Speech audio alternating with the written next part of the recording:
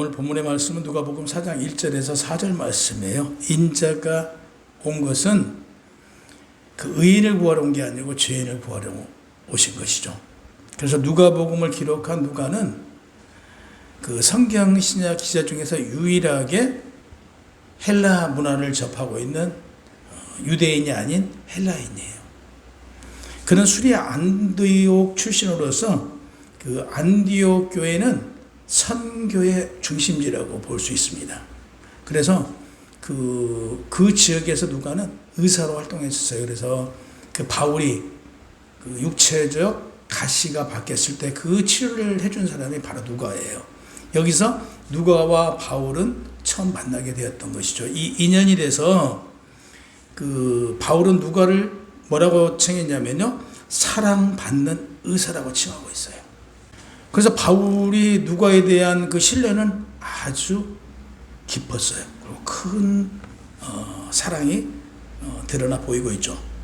그래서 드로아라는 고대 도시, 이 드로아라는 이 도시는 그 알렉산드리아를 칭하고 있는 그 이름이에요. 그래서 알렉산드리아 트로아스라고도 불리기도 하고요. 그 터키에서는 이스탄불, 그 터키의 중심의 도시죠. 그 옛 이스탄불을 당시에 드로아라고 부르기도 했다고 합니다. 성경에 드로아는 보통 항구 도시 알렉산드리아 트로아스를 가리키지만 이름 자체는 그 일대 트로아드라는 지역명을 쓰고 있어요. 사도행전 16장 9절에 의하면 바울에게 밤에 환상이 보여요. 그래서 마게도니아 사람 하나가 그에게 청합니다. 마게도니아로 건너와서 우리를 도우사. 그 환상을 바울이 봐요. 하나님이 저 사람들에게 복음을 전하라는 소리로 듣고 그곳으로 갑니다. 그래서 이 본절에 보면 우리라는 표현이 나와요. 우리라는 표현은 누가와 바울이 그 지역에 가서 선교사들과 만나는 게 지금 표현되는 그런 구절에 다시 말해서 합류했다, 이런 말이 되겠죠. 골로새서 4장 14절에는 사랑받는 의사 누가와 또 테마가 너에게 문안하느니라 라고 이렇게 기록되어 있는데, 이것은 무슨 얘기냐면 바울과 누가가 2차 선교여행, 3차 선교여행을 동행했다는 내용이 기록된 거예요. 그래서 그 바울이 로마 감옥에 갇혀 있을 때 누가가 그의 곁에 지켜줬어요. 그래서 성경에 디모데후서 4장 11절에 보면 누가만 나와 함께 있었다라고 기록되어 있어요. 그만큼 그 바울은 누가를 신임할 수밖에 없었고 사랑할 수밖에 없었다, 이런 관계였어요. 그래서 그 이러한 역사적인 사실을 통해서 누가가 성경을 기록했어요. 그러면 당시에 그 예수님의 사역에 관한 내용은 많은 사람들이 성경을, 오늘날로 말하면 성경이죠, 기록을 했어요. 근데 그 기록을 했음에도 불구하고 이게 체계적으로 기록이 안 됐던 거예요. 그러니까 누가는 의사라고 그랬잖아요. 그 누가가 이걸, 다시 얘기해서 그 의사들은 환자가 오면 왜 이 병에 걸렸고 이 병을 치료한 걸로 끝난 게 아니고 향후 치료하고 관리까지 얘기를 하잖아요. 그러듯 이 누가는 이 누가복음을 기록하면서 그냥 그때 당시만 기록한 게 아니에요. 예수님의 제자들을 통해서 예수님이 그 요한으로부터 세례를 받잖아요. 그 세례를 받은 그 과정, 그리고 그 이후에 예수님의 사역을 쭉 낱낱하게 하나하나를 빠짐없이 사실대로, 그래서 아무것도 첨가하거나 덧붙이지 않고 그대로 기록을 해요. 근데 이걸 바울이 그냥 주위에서 들리는 소리로 기록한 게 아니에요. 당시 12제자를 통해서 다 듣고, 또 12제자들 당시에 예수님과 함께 했던 이들을 통해서 사실을 사실대로 기록했다, 이렇게 알고 계시면 될 것 같아요. 그래서 누가복음 19장 10절에 보면 이는 인자가 온 곳을 잃어버린 자를 찾아 구원하려 함이라, 이렇게 기록되어 있어요. 이게 무슨 말이냐면요, 이미 이때는 아까 서두에 말씀드린 대로 많은 사람들이 성경을 기록했지만 제대로 성경이 정리되어 있지 않다 보니까 이 성경은 알아요. 또 제자들을 통해서 기록된 걸 통해서 알고는 있지만 어떤 예수 그리스도의 믿음에 대한 어떤 확증이 부족했던 거예요.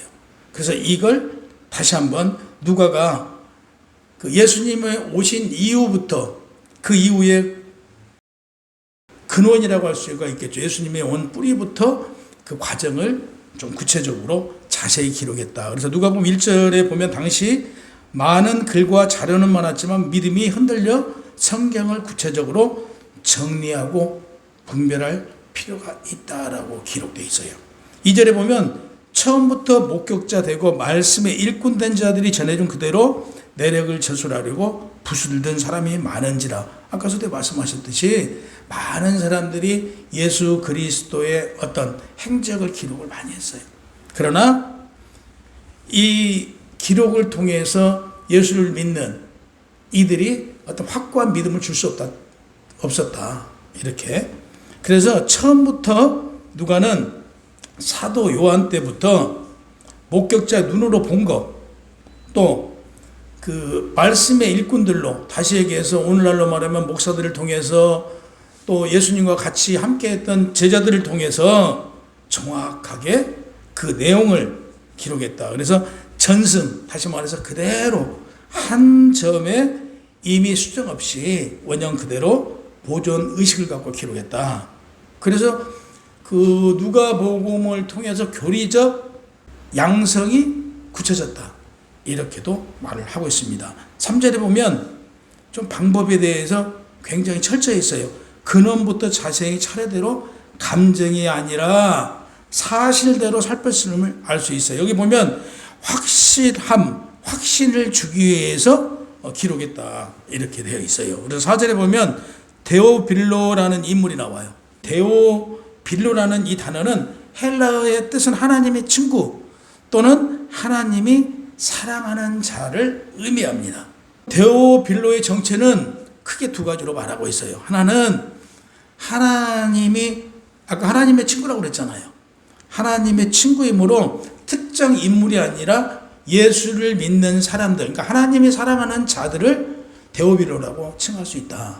근데 이 성경학자들은 이거보다는 뒤에 데오빌라 각하라고 있어요. 이 각하는 우리가 통상적으로 높은 사람을 각하라고 칭하잖아요. 그래서 이 각하라는 이 단어가 있는 걸로 봤을 때 어떤 공직의 고위 공직자에 있었던 사람이 예수를 믿었던 사람, 그래서 예수를 믿는 사람들의 대표적인 사람으로, 그러니까 데오빌라가 알고 있는 것보다 누가와 사도행전을 같이 기록했잖아요. 그래서 이 두 권 책을 보내서 실질적으로 알고 있는 것보다 구체적으로 알려주고 있는 것 아닌가. 그래서 지금도 우리가 그 어떤 책을 내면 좀 높은 사람들한테 아니면 이 책과 관계된 분들한테 책을 우리 사인해서 주잖아요.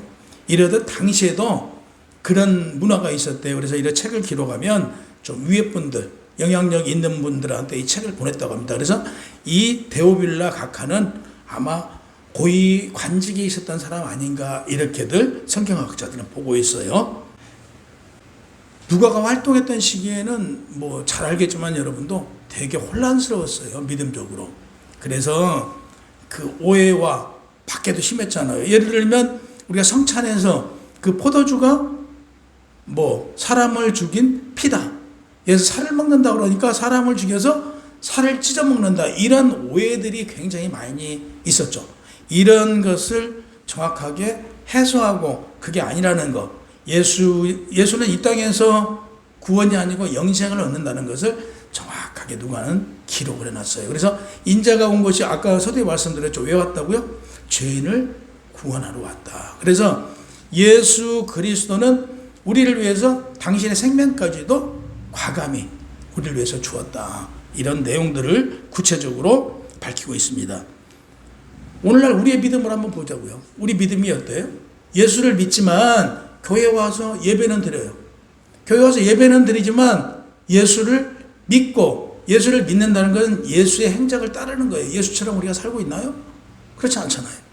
그러면 이건 교인이에요. 교인. 그냥 교인이지 예수를 믿는 자가 아니라는 얘기죠. 예수를 믿는 사람은 그 삶에서 그 삶이 예수의 향기가 나와야 돼요. 예수님처럼 하나하나가 행실에서 예수의 티가 나야 돼요. 근데 그렇지 않잖아요, 오늘날. 이건 정말 안타까운 현실이지만 정말 교인인 거죠. 교회를 나오고 있을 뿐이지 예수는 안 믿는다는 얘기예요. 구원의 확신이 없다는 얘기죠. 구원의 확신이 있다라고 하면 이 땅에서 우리가 추구하고 있는 물질, 이 땅의 어떤 영광 바라보지 않을 거 아니겠어요. 그러면 우리에게 물질이나 모든 걸 주신 이유는 하나님께서 우리를 이 땅에 보내신 목적대로란 말이에요. 여러분들이 만세전에 지명을 당했대. 그리고 이 땅에 보내졌대요. 그럼 이 땅에서 왜 보내졌을까? 예수 그리스도의 복음을 전하는 사명을 모든 사람이 갖고 있는 거잖아요. 근데 우리가 지금 하고 있나요? 전도하고 있나요? 그게 안 이루어지고 있잖아요. 이 안 이루어지고 있다는 것은 우리 삶이 그만큼 복음적이지 못하다는 얘기예요. 우리 삶이 복음적이어야 되는 것이죠.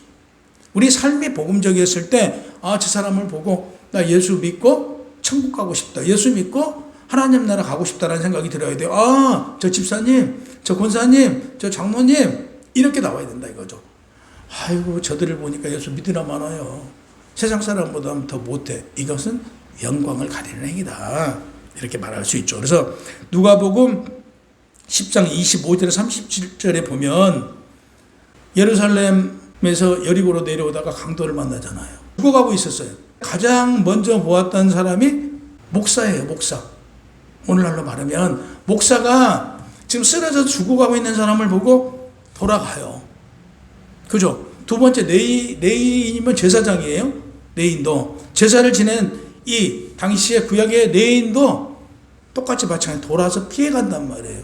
세 번째 그들이 말하고 있는 사마리아 사람 취급도 못한 개로 취급받았던 그 사마리아인이 여행하다 말고 그를 발견하고 자기가 가지고 있었던 포도주를 통해서 그 상처를 씻어주고 자기가 타고 왔던 그 동물을 통해서 그 동물에다가 올려요.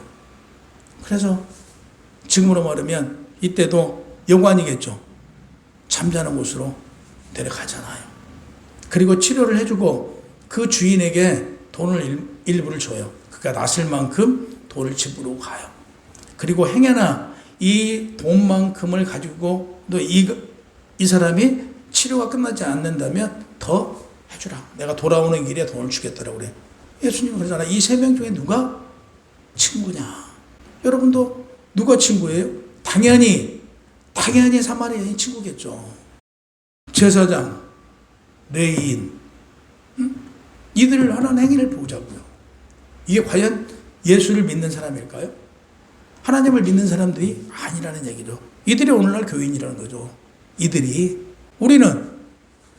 우리는 사마리아인이지만 진정으로 하나님께 인정받는 사람이 이 사마리아인과 같은 삶을 살아야 된다 이거죠. 우리 직함 있는 자들, 이 재직자들의 삶이 과연 지금 여기서 말하고 있는 제사장과 레위인들이 과연 있지 않는가? 우리 스스로 내가 그 중에 한 사람은 아닐까? 한번 되돌아보시기 바랍니다. 그런가 하면 17장 11절에 20절에 보면 그 예수님이 사마리아 그 갈릴리 갈 때 한 마을에 갈 때 누가 만나요? 문둥병자들을 만나잖아요. 10명의 문둥병자들이 예수시여 우리 병을 좀 고쳐달라고 문둥병자들이 소리를 칩니다. 예수님이 그 10명을 그래 저기 어디를 가봐라 하고 가르쳐 주잖아요. 그래서 거기를 가요. 그러면 이 10명의 문둥병자가 다 치료받잖아요. 자, 치료받고 나서 몇 명이 예수님께 고맙다고 찾아와요? 1명. 9명은 치료받고 나타나지도 않아요. 그래서 예수님이 물어봐요. 몇 명이 치료를 받았느냐라고 그러니까 10명이래요. 그 중에 나한테 인사 온 사람 한 사람인데 9명은 어디 갔냐고 물어보는 거예요. 이걸 비유적으로 다시 말해서 우리가 예수 그리스도를 통해서 구원받았잖아요. 구원받았는데 그 감사함을 모른단 말이에요, 우리가. 그 감사함을 우리 지금 10명 중에 한 사람만 그 감사함을 알지 9명은 몰라요. 모른다고요. 이걸 지금 성경에 비유적으로 지금 말씀하고 계신단 말이에요. 그러면 그 9명 중에 한 명이 나 아닌가? 사실 찔림을 받아야죠. 그래서 오늘 이 시간 그 9명 중에 또 내가 아닌가 한번 되돌아보시기 바랍니다. 19장 1절에서 10절에도 잃은 자를 찾아 구원하셨다고 그래요. 잃은 자를 찾아. 너무나 유명한 내용이니까 삭개오 부분 너무나 잘 알잖아요. 삭개오는 마태와 같이 세리예요. 세리는 여러분도 잘 아시면 세금을 걷어서 로마에다 갖다 준 자예요. 다시 얘기해서 자기 동족들의 피를 빨아먹었어요. 이게 무슨 말이냐면 로마에서 세금을 걷는 건 10%만 받아오면 돼요. 근데 이 세리들은 그 세금을 30%, 50%를 걷어요. 그러니까 로마에다 10%만 주고 40%는 착복을 했어요. 그래서 이 당시에 마태도 부자였는데 오늘 말하고 있는 이 삭개오도 부자예요. 세리 장이에요. 근데 이제 그 예수님이 당시에 그 이방 지역을 이렇게 선교를 나가니까 삭개오가 그 소문을 들은 거예요. 예수님을 만나면 구원받는다. 죄사함을 받는다. 이런 소리를 듣고 예수님 보고자 해요. 근데 삭개오가 키가 적었잖아요. 예수님이 온다는 소리는 들었는데 키가 적어서 그걸 볼 수 없으니까 돌 무화과나무라고 나와 있네요. 성경에는 보니까 돌 무화과나무에 올라가잖아요. 그래서 예수님이 저기 오니까 이렇게 본 거예요. 예수님이 지나가다가 이 돌 무화과나무 앞에서 멈춰요. 그래서 삭개오를 부르잖아요. 삭개오야, 내가 오늘 너희 집에서 유숙하리라. 이렇게 얘기해요. 그 주위에 있던 사람들이 아니 의인이고 깨끗한 그분이 어떻게 해서 죄인의 집에 가서 잠을 자냐. 수근수근 거리죠. 그래도 예수님은 삭개오 집에 가서 잠을 잡니다. 삭개오가 그 뒤에 중요해요. 여기서 삭개오가 아주 중요한 내용이 나와요. 삭개오가 예수님한테 고백을 합니다. 내가 가진 재산 절반을 팔아 가난한 자들에게 주겠다는 얘기예요. 자, 여기서 중요하잖아요. 예수님께 선택받고 예수님께서 구원받은 삭개오가 자기 재산 절반을 팔아서 어렵고 가난한 자들에게 주겠대요. 그리고 앞으로 내가 나쁜 짓을 하면 몇 배로? 4배로 갚아주겠대요. 예수님께서 뭐라고 말씀하세요? 여기서요. 내가 아브라함의 자손이다 라고 얘기해요. 하나님 나라에 갈 수 있는 상황이 만들어진 거잖아요. 그럼 이런 부분을 우리는 성경을 보면서 그냥 넘어갈 일이 아니에요. 아, 이게 나여야 된다는 얘기죠. 내가 구원받은 삭개오와 같은, 내가 죄인인 내가 삭개오와 같이 이런 삶의 주인공이 돼야 된다 이거죠. 그래서 삭개오와 같이 구원받은 자는 이런 행실이 나와야 돼요. 행실이. 그러면 누가복음은 다른 복음서에 비해서 예수님의 기도와 찬양이 굉장히 많이 나와요. 예수님의 주요 사역을 보면 예수님은 늘 어떤 일을 하면서 먼저 하나님께 기도합니다. 요한복음 17장 1절에서도 예수께서 이 모든 말씀을 하신 후에 눈을 들어 하늘을 보았다고 그래요. 이게 무슨 얘기예요? 늘상 어떤 일을 하기 전에도 기도하지만 어떤 일을 하고도 하나님께 기도하고 하나님을 찬양했단 말이에요.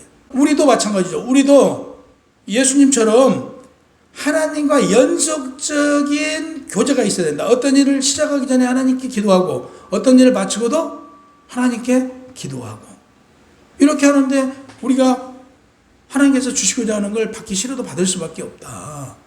이게 성경에서 오늘 말하고 있는 거예요. 그래서 우리의 중요한 삶, 중요한 어떤 일을 놓고는 늘상 내 뜻이 아니라 하나님께 묻고 하나님께서 응답해 주신 대로 하나님 뜻이 여기에 있었구나 하면 우리는 순종해야 된다. 이게 오늘 말씀이에요. 그래서 누가복음 9장 18절에 보면 예수께서 혼자 기도하실 때 누가요? 베드로가 고백하잖아요. 예수 그리스도는 누구라고요? 하나님의 아들이고 그리스도라고 고백을 하잖아요. 언제요? 예수 그리스도가 기도한 후에. 그런가 하면 9장 28절 29절에 보면 예수님께서 변화산에 올라갔을 때 예수님이 변화돼요. 하얗게. 이것도 어떻게 해서 변화가 돼요? 예수님께서 기도하실 때.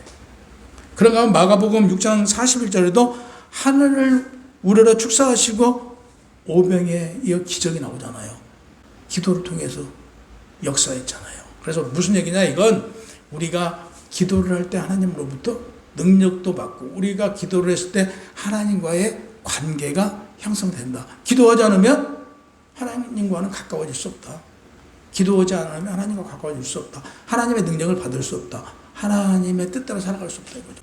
그래서 우리가 기도하는 자만이 하나님 것을 많이 받을 수 있어요. 가진 것이 많아서 나눈 게 아니라 보세요. 오병의 기적을 보면 적은 게 많아져서 나눌 수 있게 되는 거예요. 그래서 우리가 기도할수록 더 많은 것을 받고 나눌 수 있게 된다.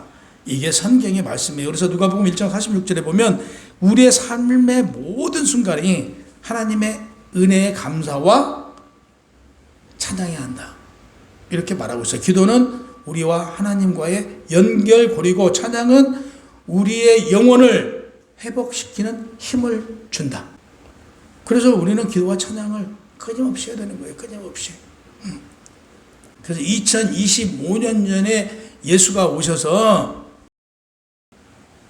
뭐 전승적으로 내려온 이야기가 아니고 이 성경은 사실이에요. 역사적으로 사실을 기록했고 아까 서두에 말씀드린 바와 같이 누가는 역사적인 사실을 기록하면서 현장에서 보았던 예수님의 12제자 더 나아가서 12제자로만 끝난 게 아니고 더 나아가서 당시에 현장에 있었던 사람들의 진술을 통해서 또 당시에 벌어졌던 증거를 통해서 사실대로 기록해 놓은 책이 누가복음이다. 예수님은 아까 서두에 뭐라고 그랬어요? 기도로 시작하고 기도로 마쳤다고 그랬죠. 기도로 시작하고 기도로 우리도 마쳐야 돼요. 두 번째, 우리는 늘 눈을 들어 어딜 봐야 된다고요? 하늘을 물어라 볼 줄 알아야 돼요. 다시 얘기해서 하나님의 뜻이 어디가 있는가라고 하나님께서 나에게 바라시는 게 무엇인가를 늘 우리는 묵상해야 돼요. 그랬을 때 내가 바른 길을 갈 수 있다. 그래야 우리 정체성을 정확하게 확인할 수 있다. 우리가 기도했을 때 영분별을 할 수 있어요. 영분별을. 기도할 때만이. 그리고 우리가 기도할 때만이 하나님의 영광을 보고 하나님의 영광이 어디에 있는가를 알고 우리가 나아갈 때 하나님은 우리 함께 하신단 말이에요. 우리 안에 성령님께서 그랬을 때 기뻐하시고 우리의 삶의 영광이 되지 않을까. 우리 한번 다시 생각해보고 정말 이 한 주도 믿음으로 승리하시기를 예수님의 이름으로 축복합니다.